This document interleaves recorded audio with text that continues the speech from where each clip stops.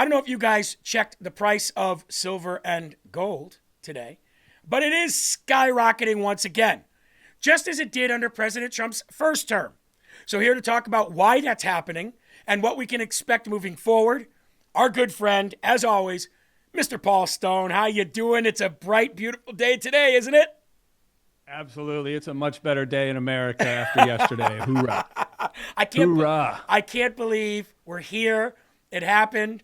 We fought for so long as individuals and citizens, some as companies, but we're here. And this morning I got up and I said, well, I got Paul coming on today. What does it look like today? And I looked, and gold's at like 27.40 or something like that when I woke up this morning. Silver's up. Everything's up. I'm going, some people would say, oh, Trump's back in. Everything's going to, all that price, that stuff's going to collapse because the dollar's going to be strong. Well, unfortunately, we're going into, $40 trillion in debt here soon.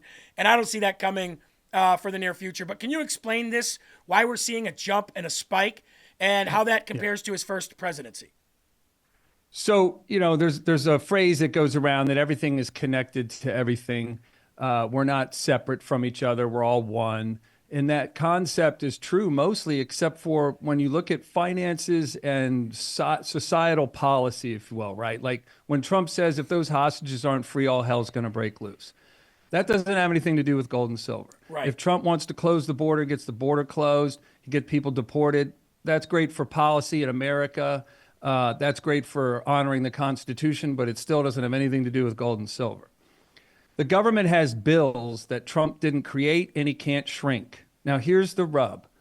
When the government doesn't have the money to pay the bills, they would generally, in the old days, raise taxes, right? Or they would legitimately sell bonds and take on debt.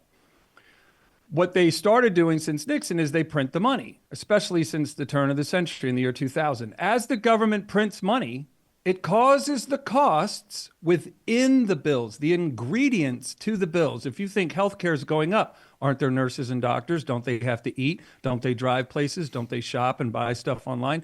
So when you look at the ingredients to the bills that come in Medicare, Medicaid, the military, those three easy ones, as the government prints to pay those bills, it causes the cost to go even higher. So the bills continue to grow. That's right. So they have to print more because now they're short again, which causes the cost to go up again. So they print more to pay the bills they don't have the money to pay.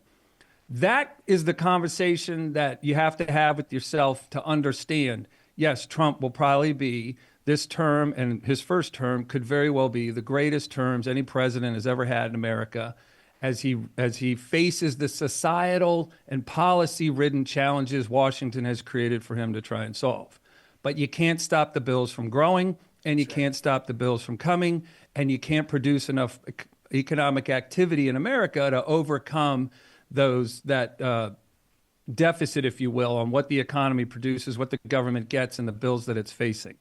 So gold keeps going higher. Yeah, no, definitely. And I got a few questions for you here, and I've been waiting to have you come on. By the way, I love the tie. The tie is killer. I wish I had that tie. That's a great tie right Jeremy, there. if someone sends me your address, then I will be sending you this tie. I'll send you my address. I want that tie. Thank you, You got Paul. Quickly here. So President Trump announced the External Revenue Service, right, to complement or start to alleviate, I guess, some of the pressure that we as Americans feel from the IRS. Now, that ERS is supposed to rely on duties, tariffs, pay for play. You want to play in this market, you're going to pay, revenues coming in from other countries so that it's not all on the back of the United States citizen. What does that mean for the price of precious metals if that's implemented correctly? And if we start shifting, is that going to change? Do you see that changing the price or affecting the price of precious metals like gold and silver by the creation of the External Revenue Service? Very well could. I'm not a trained economist and, I'm not a financial advisor. But here's one thing I think we can all agree on. People should ask themselves these questions and answer them. Look up answers if you need to. But if you increase a cost on something, doesn't that cost get passed on to the consumer? Like the marriage of consumerism and productivity is someone produces something, someone else consumes it. If the cost goes up to produce it, then the consumer just that cost. That's why inflation is so destructive, because in the government's world, it doesn't have an inflation problem. It just creates the money it needs to pay its bills, and it's done. Yeah, that makes sense. So when you look at, if you're going to create a cost on a country or tariffs or any of that stuff, yes, it can squelch out consumption in America of goods made outside of America. But also remember that the economy, we don't make anything anymore. It's very sad. Only 11% of the stuff consumed in America is made here. 40 years ago, it was 82% of the stuff consumed here was made here. So how horrific is that? Yeah. So how does our economy function if we don't make anything? It's because we spend. Our economy, our economic power, our viability is predicated on the economy. 70% of the economy is driven by spending, consumer spending, credit card debt, check cards, all that stuff. So if you cause the cost of that stuff to go up, you can get more money forced into your economy and uptick actually economic activity. But when you look at the base, 70% of the country pretty much said at the exit polls that living here is quite a struggle, and causing costs to go up isn't going to make things easier for the consumer. I'm all about in America and making it more difficult for other countries to send their stuff into our borders. But economically speaking, again, two worlds: societal policy, let's make America great again; financial policy, costs go up, that just gets passed to the consumer, makes it harder for them to deal with to acquire what they need. And the last question I have from an audience member is, how married are the strength of the dollar and the price of precious metals? Meaning that, beautiful question. Is it married so closely that if the dollar's doing well, then gold is doing crappy, and if the dollar's doing crappy, then gold and silver are doing well? And this is a question I get a lot from our audiences. How married are the two? A core question. Whoever came up with this is really doing some thinking, and I'm sure there's hundreds of thousands of people that watch your show that are thinking the same thing. You're really onto something here. This is the thread you want to pull on that makes the whole mystery unravel and becomes very clear. Mm-hmm.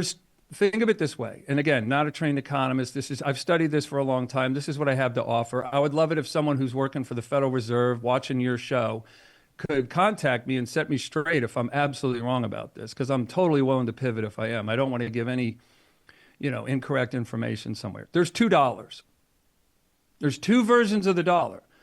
There's, again, not financial advice. There's a symbol that measures the strength of the dollar compared to 5 other currencies. So sometimes you'll hear about the strength of the dollar. This is what they're talking about. DXY is the symbol. If you look up the U.S. dollar index, that number is derived. Picture a tennis match. The dollar's on one side of the net. The euro, the pound, the Swiss franc, the Swedish krona, and the Japanese yen are playing on the other side. Those 5 currencies playing on the other side. And this is what predicates whether our dollar is strong or weak. Got it. For trade. If our dollar's strong, it's very hard for us to export our goods into other countries because it's hard for their currency to acquire the price of what our stuff costs. Mm-hmm. If our dollar is weakening in that regard, it's easier for us to make exports, right? It's harder for their stuff to come in. The other version of the dollar is the currency itself that we use as money. The strength of that is never going to come back. You can't bring that back. The dollar was once worth 100 cents. Took a dollar out of your purse or wallet and threw it on the ground, it would turn into 100 pennies. Today, you would get 3 pennies from that dollar. This is where the money printing is killing our money. The money printing to pay the bills, the government doesn't have the money or the ideas or the mental horsepower to figure out how to get that done. They cheat and print the money. Kills the value of the dollar, and that is mostly what gold is reacting to when we talk about inflation. We should really rename that term to destruction, because it's destroying our buying power, which makes it harder for us to acquire stuff because our wages don't grow up at the same pace as the cost of everything is going up due to the money printing. So 2 versions of the dollar. One that has mostly to do with trade, the other one, DXY, and the other one has to do with our spending, our consumerism. And gold notices both. So as gold goes higher over the years because of the money printing and the death of the buying power or the strength, If you thought of the dollar as steel in the financial infrastructure behind the, that makes the skyscrapers stand up, that steel is 97% weaker than when it first started. First started building. What a great analogy. Wow. Yes. And so that implosion, that degradation, that destruction of our dollar's buying power, gold goes up and all commodities go up. When we hit the wall and we run off, or I guess I should say, we go off the edge of that cliff, in '08, you could look at DXY and see that it fell, it weakened horribly. And that is what set off, from what I've researched and studied and learned from others, experts more expert than me, that is what set off the major run in gold and silver from 2008 to 2012. So gold reacts to both versions of the dollar. The first lead up that's telling you, oh my God, we have troubles that Trump even can't fix. That's gold going higher as the government prints. The next one is when we do go off that cliff, and this would be the 11th cliff we've gone off of. They just get more serious as time goes on since World War II. Then gold and silver really runs higher while everything else is tanking because it was tied to the dollar. Well, ladies and gentlemen, this is why we bring Paul on, because these are questions you guys have that it's harder for me to answer. I have a good take on the economy as a whole, but when it comes to, I don't go out and buy milk with gold and silver. So it's very difficult to understand why and how it reacts to volatile markets, and this is why we bring Paul on. And the good thing about Colonial Metals Group is that they're willing to have these conversations with you and not charge you crazy amounts of money to get this information. You're going to call them. You're going to have these questions for them. You're going to talk to them for free. You're going to see if gold and silver works for you. You're going to see if it's right for you to protect your savings or your IRA or your 401k here, so you're not worrying about it going up and down and watching it and getting sick and motion sickness of your money going up and down. And it's to give you a peace of mind in a time where it's hard to have peace of mind when it comes to finances. So colonialmetalsgroup.com/LFA will get you on the landing page. And if you want to talk further with them, you can call them or you can fill out the submission sheet there, get your free gold guide, and learn how you can be eligible for free silver. I mean, who doesn't like free silver, right? So, Paul, we're in a new day. We're in a new era. People are asking more questions about gold and silver, which is better than I've ever seen before. And we're going to continue to keep sending them to Colonial Metals Group, sir. So thank you for coming on. I'll give you the last 10 seconds. One of the things we've also heard is Trump considers or talks about starting a Bitcoin financial war chest for the government. So, they live in the electronic world. The government, the financial world is all digital, electronic. Might that be an indication to you to consider having your own financial war chest, a safety pool of money? But because our 60, 70, 80-year-olds don't know enough about Bitcoin to ever probably feel comfortable with it, look at something you are comfortable with.